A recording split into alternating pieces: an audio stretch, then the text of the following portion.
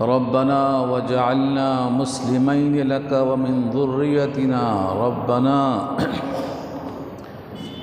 أمة مسلمة لك وأرنا مناسكنا وتب علينا إنك أنت التواب الرحيم ربنا وبعث فيهم رسولا منهم يتلو عليهم آياتك ويعلمهم الكتاب والحكمة ويزكيهم إنك أنت العزيز الحكيم إلى آخر الآية. صدق الله العلي العظيم وصدق رسوله النبي الكريم ونحن على ذلك من الشاهدين والشاكرين. اللهم ألهمنا رشدنا وأعذنا من شرور أنفسنا. اللهم وفقنا لما تحب وترضى من القول والفعل والنية. رب اشرح لي صدري ويسر لي أمري واحلل عقدة من لساني يفقهوا قولي. آمین یا رب العالمین.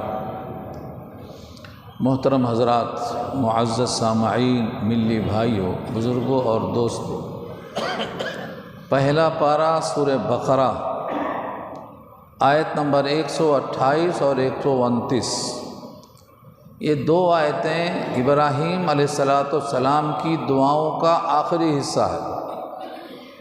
گزشتہ درس میں اوپر کی آیتوں میں ان کی دعاؤں کا تذکرہ ہوا. ان دو آیتوں میں خاص دعائیں منقول ہیں. پہلی چیز فرمایا ربنا وبعث فیہم، رسول کے آنے کی دعا ہے. یہ آیت نمبر 129 تفصیلی بحث ہے اس کے اندر. اس کا عنوان بن سکتا ہے مقاصد بعثت نبوی، یعنی دنیا میں اللہ نے رسول کو کس کام کے لیے بھیجا. یہ آیت نمبر 129 میں. اور جو اس سے پہلے والی آیت ہے ربنا وجعلنا مسلمین لک ومن ذریتنا امۃ مسلمۃ لک وارنا مناسکنا وتب علینا انک انت التواب الرحیم، یہ ابراہیم علیہ السلام کی دعا اپنے لیے اور اپنے اولاد کے لیے، یعنی ابراہیم اور اسماعیل دونوں پیغمبر ہیں، ان کے لیے کیا لفظ ہے ربنا وجعلنا مسلمین لک. مسلمین تثنیہ ہے، یہ حالت نسب میں ہے اس لیے مسلمین آیا.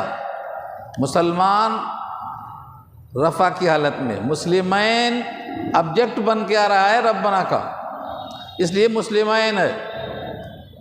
اے پروردگار بنا دے ہم کو حکم بردار تیرے لیے. تو اسماعیل تو حکم بردار ہیں، ابراہیم بھی حکم بردار ہیں. اب بنانا کیا ہے؟ بنے بنائے ہیں تو بنانا کیا ہے؟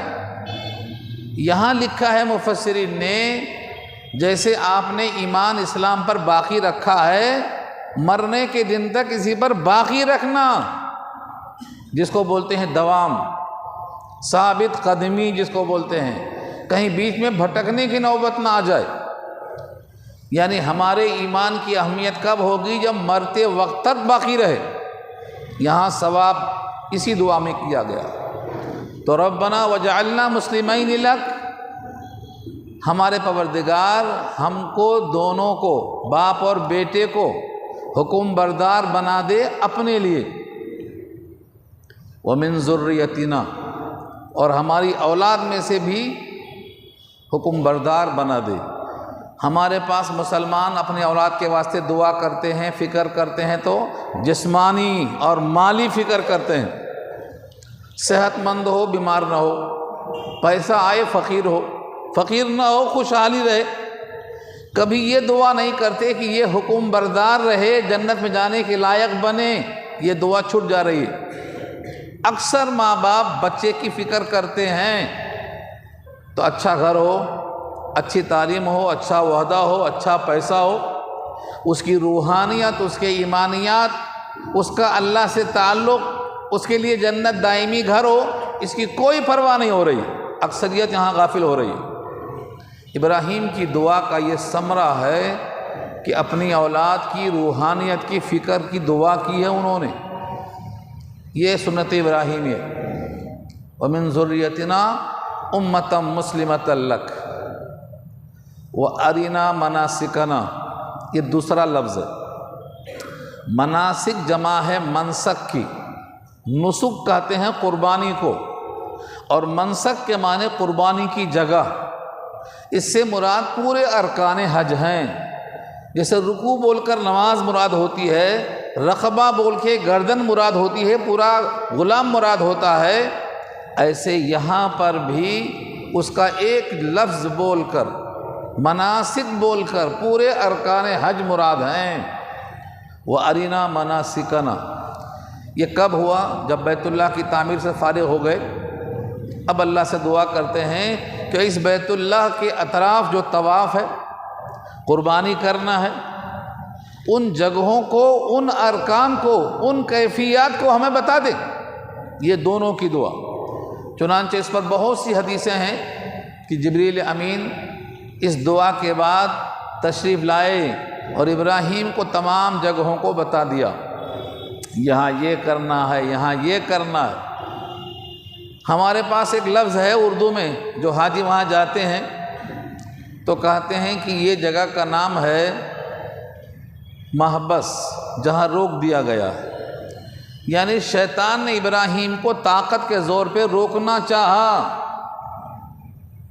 محصر بھی کہتے ہیں اس کو، محصر، جہاں روک دیا جاتا ہے۔ تو ابراہیم کو اللہ نے حکم دیا کہ اللہ اکبر کہہ کے کنکری مارو، یہ بھاگ جائے گا۔ چنانچہ آج بھی شیطان کو بھگانے کے لیے اور مارنے کے لیے وہ کنکری ماری جاتی ہے انہی جگہوں میں۔ وہ 3 جگہ ہیں، 3 جگہ بیٹھا، 3 جگہ حکم دیا گیا مارنے کا۔ اور آج بھی جو کنکری پڑھتے ہیں نا، اکثر لوگ کنکری کی دعا یاد نہیں کرتے، اور اگر دعا یاد بھی ہے تو سمجھ کے نہیں بولتے۔ اس کا ترجمہ کیا ہے؟ رجمن للشیطان کا ترجمہ کیا ہے؟ شیطان کو رجم کرنا، رضیم بالرحمن، رحمان کو راضی کرنا۔ یعنی 2 مقصد سے کنکری ماری جاتی ہے، رحمان کو راضی کرنا ہے، شیطان کو، مردود کو مار کے بھگانا ہے، اور یہ اللہ کے نام سے شروع کرنا ہے، بسم اللہ سے شروع کرنا۔ تو یہ محصر بھی کہلاتا ہے۔ اللہ تعالیٰ نے ابراہیم کو یہ پورے مناسک سکھائے۔ یہی مناسک سورہ حج پارہ 17 میں تفصیل کے ساتھ موجود ہیں، سورہ بقرہ کے اندر بھی موجود ہیں۔ سورہ حج اس کا نام ہی اسی واسطے ہے، وہاں بھی یہ لفظ ملے گا، وَأَرِنَا مَنَاسِكَنَا، ہمارے مناسک کو ہمیں بتا دیجیے۔ تو مناسک یعنی حج، اس کے تفصیل سورہ آل عمران کے اندر موجود ہے۔ پہلی چیز تو یہ ہے کہ فرض کس پر ہے اور فرض کس پر نہیں ہے۔ جو وہاں تک پہنچنے کی استطاعت رکھتا ہو اس کے لیے فرض ہے، اور جو وہاں تک پہنچنے کی استطاعت نہ رکھتا ہو اس کے اوپر فرض نہیں ہے۔ یہ پہلا حکم ہے۔ بہت سے لوگ کہتے ہیں چلو پہلے عمرہ کر لیں گے بعد میں حج کریں گے، وہاں پہنچنے کی استطاعت ہو گئی تو حج فرض ہو جائے گا۔ اسی لیے فرمایا ہے حج کرنے کی پہلی شرط ہے پہنچنے کی استطاعت۔ اب وہاں عمرہ کرنے گئے تو پہنچنے کی استطاعت ہو گئی، اب آپ پر حج فرض ہو جائے گا۔ اس لیے آپ کو حج کرنا چاہیے، پہلے حج کرنا چاہیے۔ یہ آیت ہے وَلِلَّهِ عَلَى النَّاسِ حِجُّ الْبَيْتِ مَنِ اسْتَطَاعَ إِلَيْهِ سَبِيلًا، جو انسان وہاں تک پہنچنے کی صلاحیت رکھتا ہے، استطاعت رکھتا ہے، اس کے لیے حج فرض ہو جائے گا۔ اور اس پہنچنے میں صحت بھی شامل ہے، خرچہ بھی شامل ہے، زاد تقوی۔ زاد تقوی کے معنی، تقوی یہ ہے توشہ ہو نہ ہو سوال نہیں کرنا۔ اگر آپ لوگوں سے سوال کرتے پھریں گے، مانگتے پھریں گے تو خیر و زاد تقوی نہیں ہوا۔ خیر و زاد تقوی کے معنی بہترین تقوی ہے، بہترین توشہ ہے کہ آپ تقوی اختیار کریں، اللہ سے مانگیں، بندوں سے نہ مانگیں۔ بندوں سے مانگیں گے تو یہ توشہ بہترین نہیں ہوگا۔ اللہ نے اس کو منع کیا۔ میرے گھر کو آنے والا مجھ سے مانگنے کے بجائے کسی اور سے مانگتا ہے، یہ ذلت کے سوا اور کچھ نہیں ہے۔ آپ کا بیٹا آپ کے سامنے دوسروں سے مانگے تو باپ کی عزت رہے گی؟ ذلت ہو جائے گی۔ اللہ فرماتے ہیں تمہیں سوال کرنا ہے تو اللہ سے کرو، حضور پاک کی لمبی حدیث ہے، اذا سألت فاسأل اللہ واذا استعنت فاستعن باللہ، سوال کرو تو اللہ سے اور مدد چاہو تو اللہ سے۔ ان جگہوں میں مدد چاہنا جائز ہے جو انسانی خدمت کے طور پر ہوتی ہے، جیسے ایاک نعبد و ایاک نستعین میں ہے کہ وہ خدمت مدد جائز ہے۔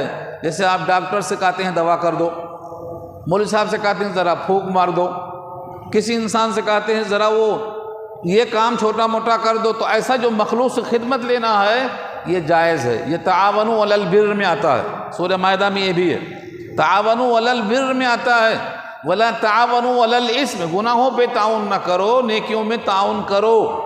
لیکن یہاں بھی جو تقویٰ ہے، حضور پاک نے فرمایا اگر تمہارا کوڑا گر جائے اور تم گھوڑے پر بیٹھے ہو تو کسی سے مت کہو ذرا اٹھا دو، مجھے اتر کے لینے میں تکلیف ہو رہی ہے، ذرا اٹھا دو، اترو، خود اٹھا کر لے جا کر پھر بیٹھو۔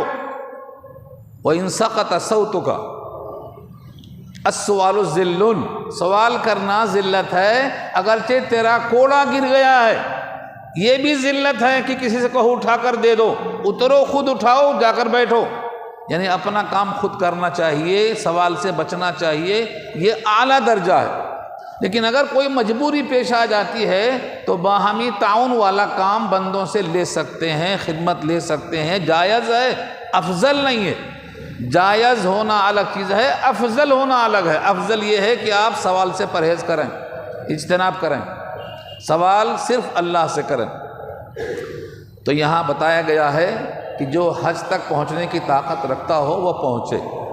تو ارینا مناسکنا میں ابراہیم اور اسماعیل دونوں کی یہ دعا منظور ہو گئی۔ مقبول ہونے کی دلیل یہ ہے کہ صبح آیا جبریل امین نے پورا پیغام بتا دیا، مناسک حج بتا دیے، کیا کرنا ہے، کیسے کرنا ہے۔ جتنے لوگ حج کو جاتے ہیں، عمرے کو جاتے ہیں، وہ سب جانتے ہیں، یہ سب ان کا سکھایا ہوا، جبریل کا ابراہیم کو وہاں سے چلا آ رہا ہے۔ اسی واسطے اس کو سنت ابراہیم کہتے ہیں، ابراہیمی سنت کہتے ہیں۔ یہ خود صحابہ نے پوچھا یہ قربانی کیا ہے، قربانی ہم کیوں کریں؟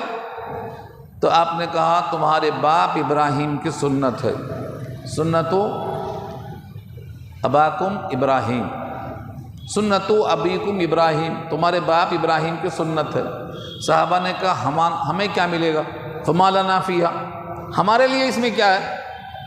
فرمایا کہ ہر بال کے بدلے نیکی ہے، اگر اون والا ہے تو ہر اون کے بدلے نیکی ہے۔ لکل شعرۃ حسنہ بکل صوف من الحسنہ، تو یہ سنت ابراہیمی چلا رہا ہے، پورے حج کے ارکان جتنے بھی ہیں ابراہیمی سنت چلا رہا، یہ یہاں دعا مراد ہے۔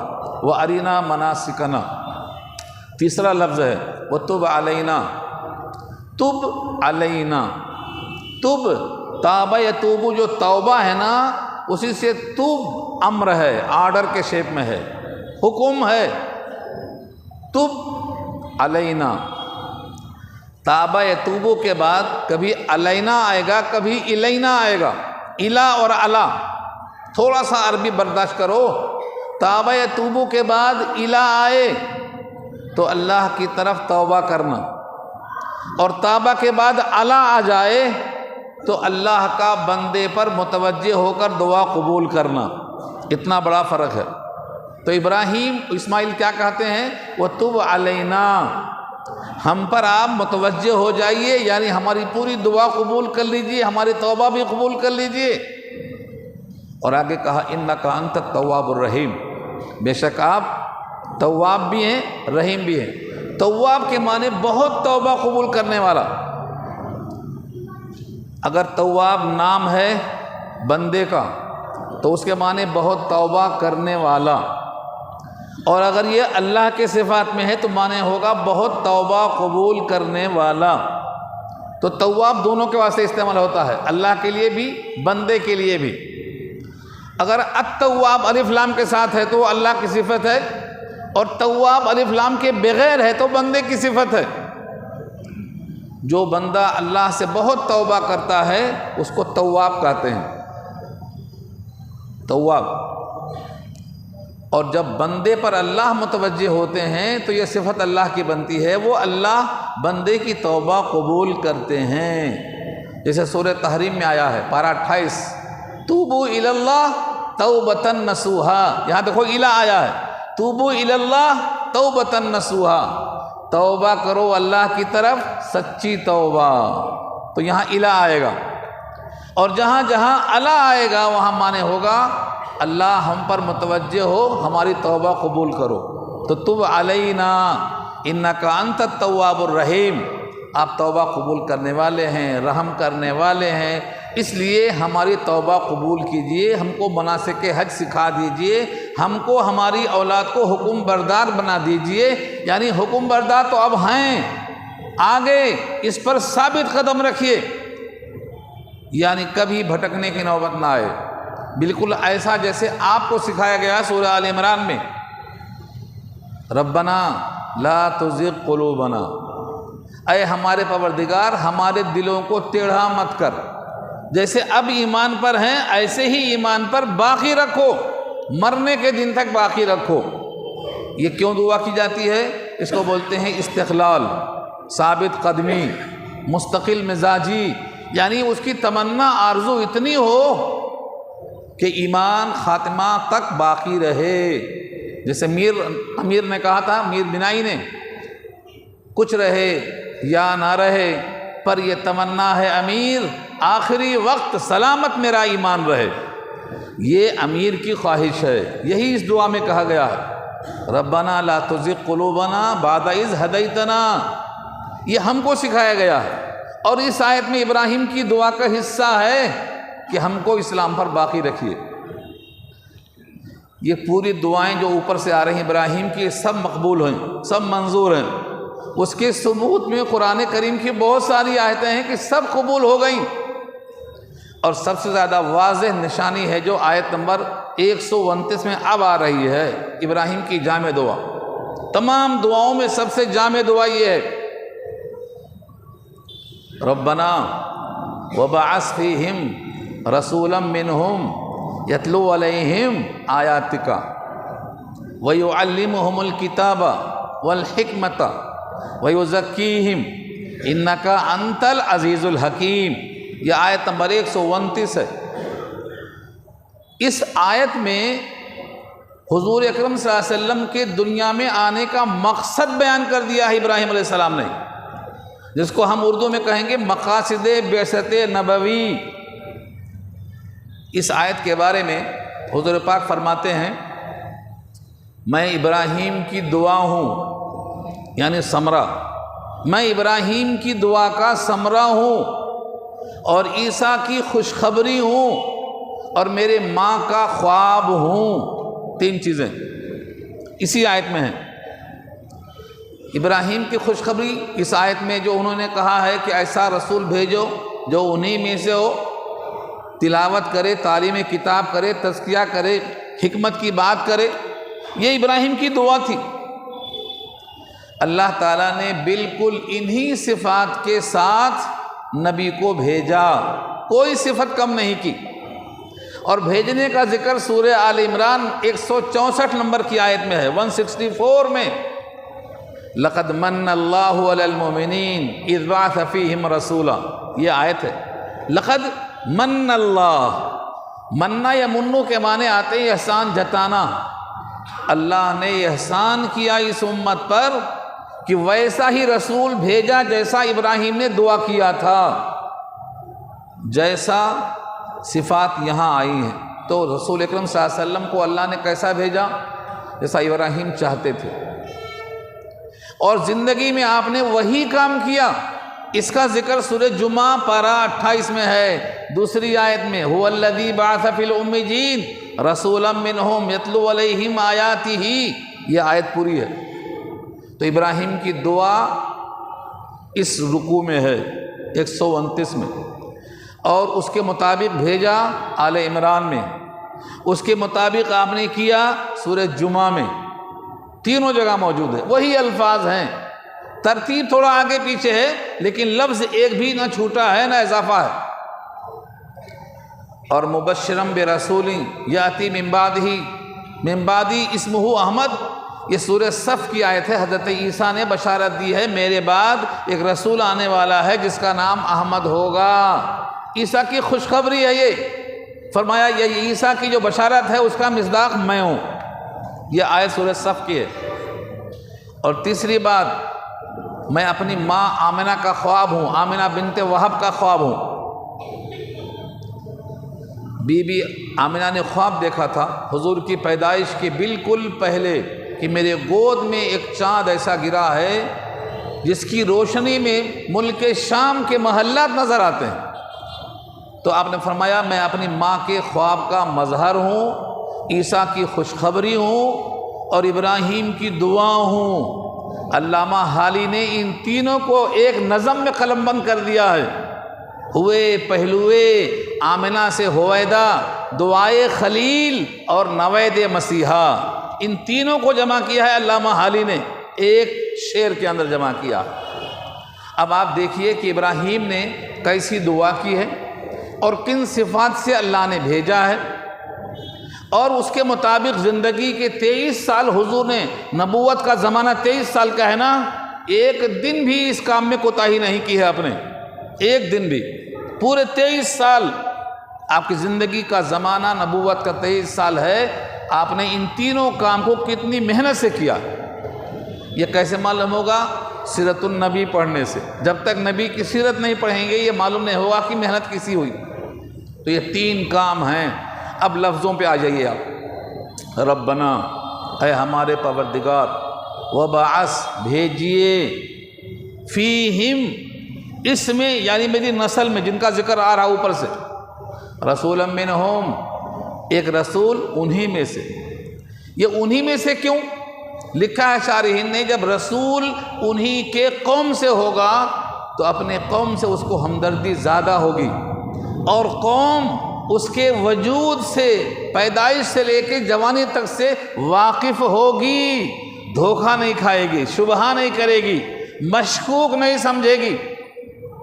چنانچہ سورہ یونس پارہ 11 میں جب حضور کی بات پر لوگوں نے یقین نہیں کیا، کون سی بات؟ کہ میں نبی ہوں، میں اللہ کا رسول ہوں، انہوں نے اس کو نہیں مانا، جھوٹ سمجھا اور کہا کہ کوئی بشر رسول کیسے ہو سکتا ہے؟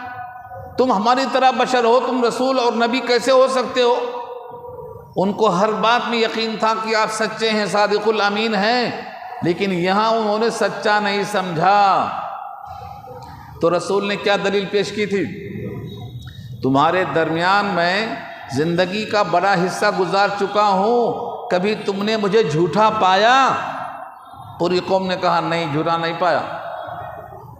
یہ جملہ نقل کیا ہے قرآن نے سورہ یونس پارہ 11، لقد لبثت فیکم عمرا من قبلہ افلا تعقلون، تمہارے درمیان میں نبوت کے اعلان سے پہلے 40 سال گزار چکا ہوں۔ 40 سال جو بندہ انسانوں میں جھوٹ نہیں بولا وہ اللہ پر جھوٹ کیسے بولے گا؟ کیا تم کو اتنی بھی عقل نہیں ہے؟ تو 40 سال کا زمانہ حضور پاک نے بطور دلیل کے، پروف کے پیش کر دیا۔ یہ ہے وجہ بھیجنے کی رسول کو انہی میں، تاکہ لوگ رسول سے واقف ہوں، بچپن سے واقف ہوں، جوانی سے واقف ہوں، ان کے صفات سے، ان کے عمدہ اوصاف سے، ان کے عمدہ اخلاق سے واقف ہوں، تاکہ ماننے میں تعمل کم ہو۔ ہاں، جس کا دل اللہ نے سیاہ کر دیا ہے گناہوں کی وجہ سے، تکبر کی وجہ سے، حسد کی وجہ سے، اگر وہ انکار کرتا ہے تو وہ الگ مسئلہ ہے، ورنہ جو انسان نبی کے اخلاق سے واقف ہے، سچائی سے واقف ہے، انہوں نے سوچے سمجھے بغیر اعلان کر دیا۔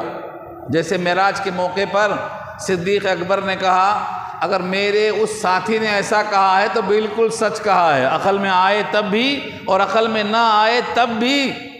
تو صدیق بن گئے، وہ صدیق کا خطاب ملا ان کو۔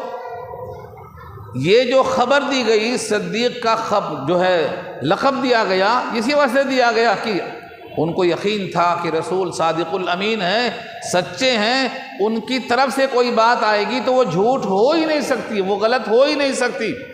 اسی لیے سب سے پہلے ایمان صدیق اکبر لائے، مردوں میں، عورتوں میں خدیجہ لائے، بچوں میں حضرت علی لائے، غلاموں میں زید ابن حارثہ لائے، عورتوں میں خدیجہ الکبریٰ لائے کیونکہ یہ لوگ قریب سے دیکھ رہے تھے حضور کو، اس لیے بلا تامل انہوں نے قبول کر لیا۔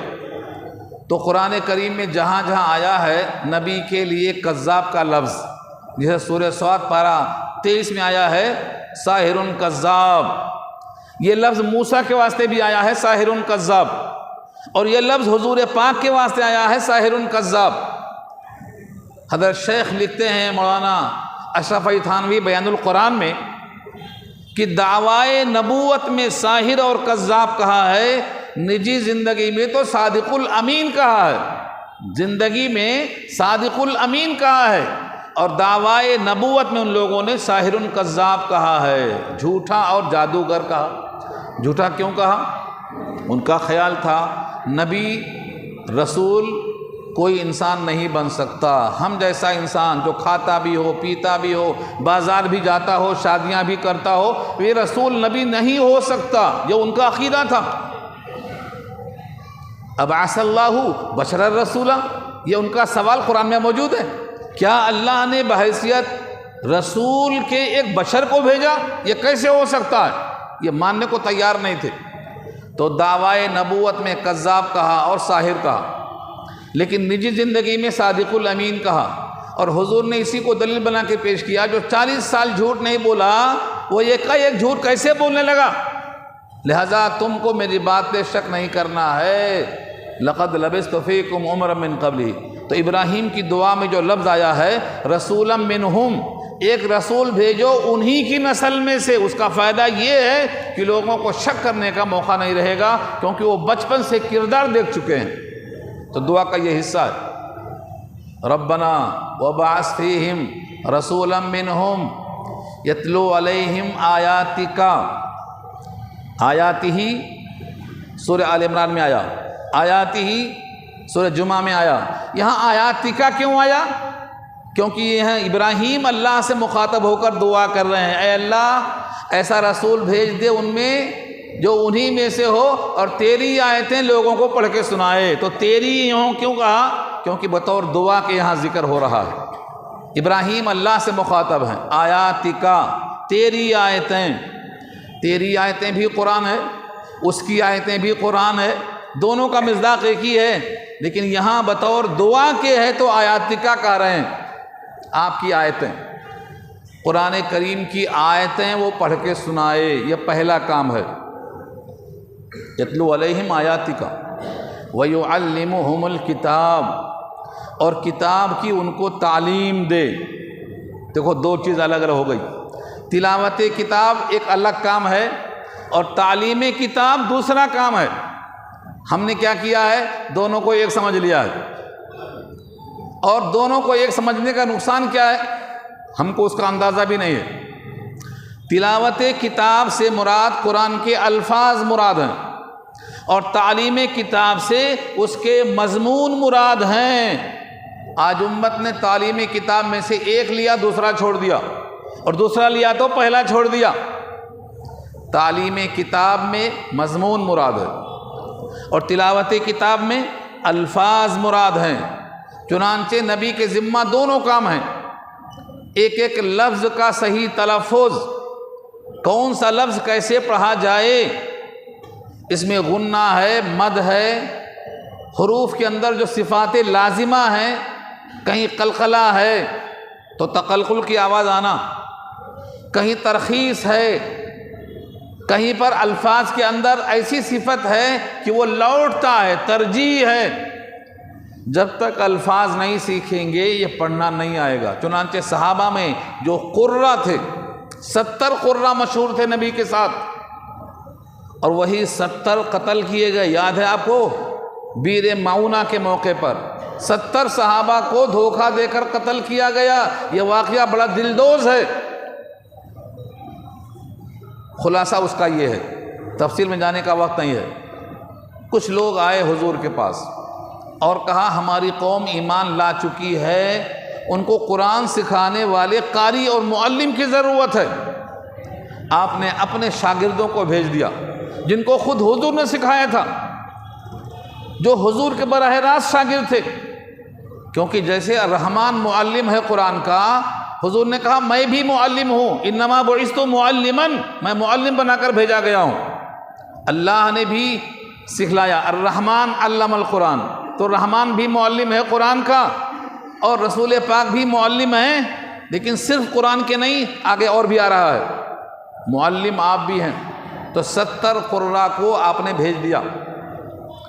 راستے میں جب وہ مقام پہنچا تو لوگوں نے جو بلا کر لے گئے تھے نا، انہوں نے غداری کی، جھوٹ کہا، اور ان تمام کو قتل کر دینے کا پروگرام بنایا تھا۔ کچھ لوگ چڑھ گئے اوپر، 2 تھے، خبیب اور زید، اوپر چڑھ گئے، بقیہ 68 کو انہوں نے قتل کر دیا، شہید کر دیا۔ ان شہداء میں ان کا مقام کیا ہوا، ان کا انجام کیا ہوا، حضور کو کتنا غم ہوا، یہ تینوں باتیں یہاں سن لیجیے آپ۔ ان 2 نے جو بچ گئے تھے، انہوں نے دعا کی کہ ہمارے شہادت کا ہمیں کوئی غم نہیں، لیکن حضور کو اطلاع ہونا چاہیے۔ اللہ نے کہا تمہاری شہادت کی، تمہاری مغفرت کی، تمہارے جنت کی میں خبر دیتا ہوں نبی کو۔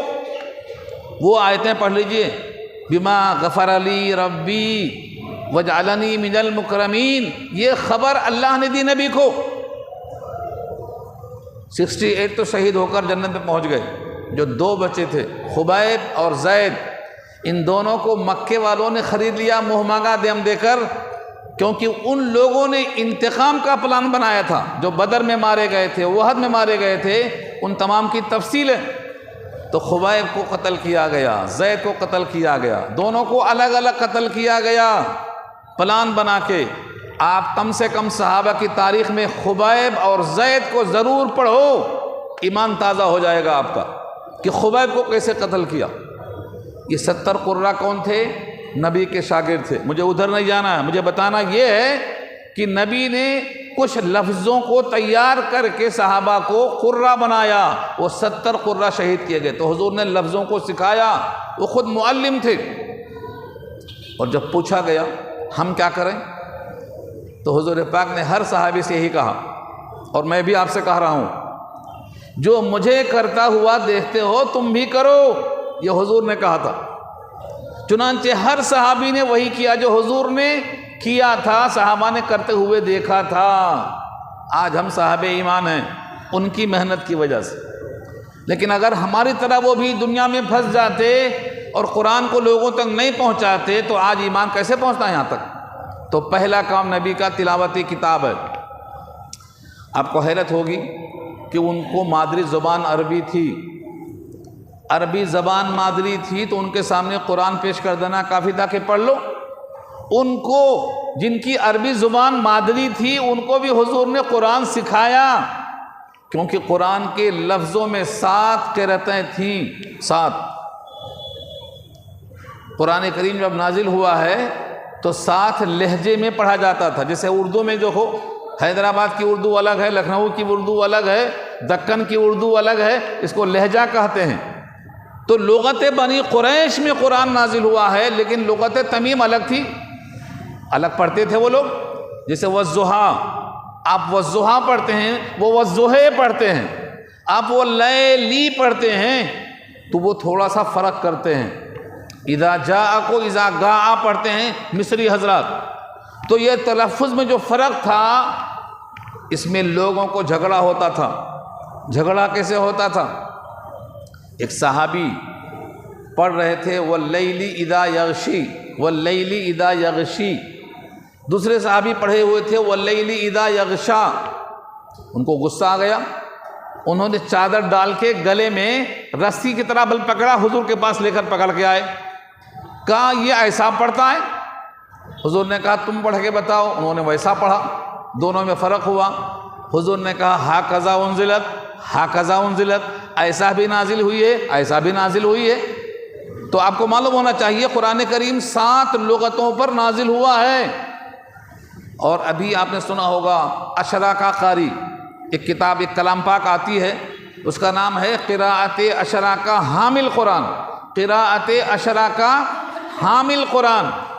اس کے حاشیے پر قرآن کریم کی وہ آیتیں لکھی ہوئی ہیں جن کو 10 طرح پڑھا جا سکتا ہے، 10 شیپ میں پڑھا جا سکتا ہے۔ چنانچہ عبد الباسط مصری جو قاری مشہور ہیں، وہ جب سورہ یوسف پڑھا کرتے تھے وہ 10 طرح پڑھتے تھے۔ وقالت ہی تلک، وقالت ہی تلک، وقالت ہو تلک، وہ 10 طرح پڑھتے تھے۔ اس کو کیسے پڑھتے تھے؟ وہ وہی قرأت ہے۔ تو 10 قرأتوں پر قرآن پڑھا جا سکتا ہے، 7 پر نازل ہوا ہے، لیکن آخر میں عثمان غنی نے امت کو انتشار سے بچانے کے لیے لغت بنی قریش پر سب کو جمع کر دیا اور 7 نسخے لکھوا کر تمام شہروں کو بھیج دیا گیا، اور جو نسخہ تھا حضرت حفصہ رضی اللہ تعالی عنہا کے پاس حضرت عمر کے ذریعے سے وہ نسخے کی نقل کر کے ہر جگہ بھیج دیا گیا کہ اب ایک ہی قرأت ہوگی عام کے لیے، عام انسانوں کے لیے ایک ہی لغت پر پڑھا جائے گا۔ تو قرآن کریم کے لفظوں پر اتنی محنت ہوئی ہے۔ پہلے زبر زیر پیش نہیں تھا، زبر زیر پیش لگایا گیا تاکہ یہاں کے لوگ جو واقف نہیں ہیں اس کو پڑھ سکیں۔ تو نبی کا پہلا کام کیا تھا؟ تلاوت کتاب۔ تلاوت کتاب آپ پڑھ کے سکھاتے تھے، پڑھ کے سمجھاتے تھے۔ تلاوت کتاب کا مطلب یہ ہوتا تھا کہ قرآن کے لفظوں کو بھی سکھاتے تھے۔ چنانچہ میں نے بتایا تھا آپ کو 20 جگہ قرآن میں ایسی ہے کہ اگر آپ زبر کو پیش پڑھ دیں یا پیش کو زبر پڑھ دیں تو کفر لازم آتا ہے، کفر لازم آتا ہے۔ یہ کون سے تعلق میں آتا؟ تلاوت میں آتا، تلاوت میں آتا یہ۔ تو نبی کا پہلا کام ہے تلاوت کتاب، دوسرا کام ہے تعلیم کتاب۔ تعلیم کتاب میں کیا آتا؟ مضمون آتا۔ مضمون کے معنی جو قرآن شریف میں احکامات ہیں، منہیات کے ہوں یا اوامر کے ہوں، ان تمام احکامات کی تفصیل اس مضمون کے اندر موجود ہے۔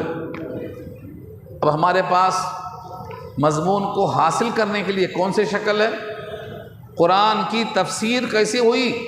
اللہ نے نبی کو بتایا، نبی نے صحابی کو بتایا، صحابی نے تابعی کو بتایا، وہ تسلسل کے ساتھ ہمارے پاس جو آیا ہے اس کو قرآن کہا، قرآن کے ساتھ سنت کہا، اس کے ساتھ حدیث کہا گیا۔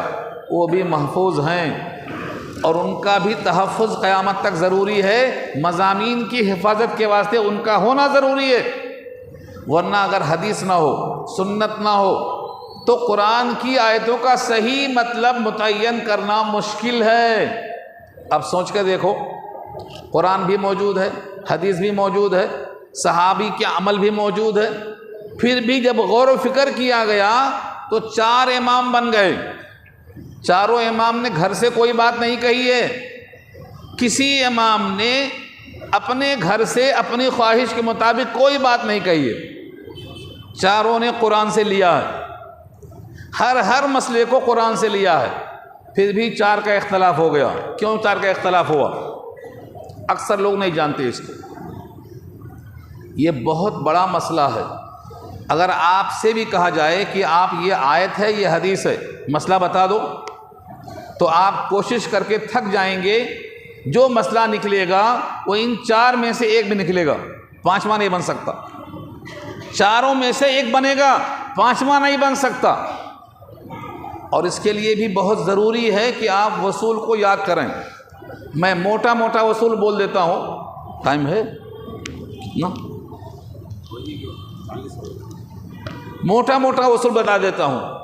امام اعظم نے کہا ہم قرآن کو لکھیں گے، قرآن کو مقدم رکھیں گے، جو حدیثیں قرآن کی موافقت میں ان کو لے لیں گے، باقی چھوڑ دیں گے۔ امام مالک نے کہا ہم چونکہ مدینہ میں رہ چکے ہیں، صحابہ کے ساتھ تعامل صحابہ کو بھی جوڑیں گے، ہم جو عمل صحابہ کا ہم نے دیکھا ہے تو جو صحابہ کا عمل ہے ہم اس کے ساتھ جڑے ہوئے رہیں گے، تو تعامل صحابہ لے لیا۔ امام شافعی فرماتے ہیں ہم حدیث کے جاننے والے ہیں، تو جدھر زیادہ حدیث ہوگی وہ نہیں، جس کی سند زیادہ قوی ہوگی، اسند ہوگی، ہم اس کو لے لیں گے۔ امام شافعی حدیث کی سند دیکھتے ہیں۔ امام احمد بن حنبل کہتے ہیں کہ ہم زیادہ حدیثیں جدھر ہوں گی وہ لے لیں گے، کیونکہ ان کی حدیثوں کا اسٹاک معلوم ہے، 40,000 حدیثوں کی ایک کتاب ہے ان کی، مسند امام احمد بن حنبل خود 40,000 حدیثوں کا مجموعہ ہے۔ تو زیادہ حدیثیں جدھر ہوں گی ہم اس کو لے لیں گے۔ یہ وصول بنا۔ اس وصول کی بنیاد پر مسئلے میں فرق ہونا شروع ہو گیا۔ تو تلاوت کتاب کے بعد تعلیمی کتاب اگر حدیث نہ ہو، سنت نہ ہو، تعامل صحابہ نہ ہو، سند میں صحت کا خیال نہ ہو تو پھر تو غلطی ہو جائے گی۔ امام مسلم کہتے ہیں اگر سند نہ ہو تو جس کا جو دل چاہے گا بولتا رہے گا، لولا الاسناد لقال من شاء ما شاء۔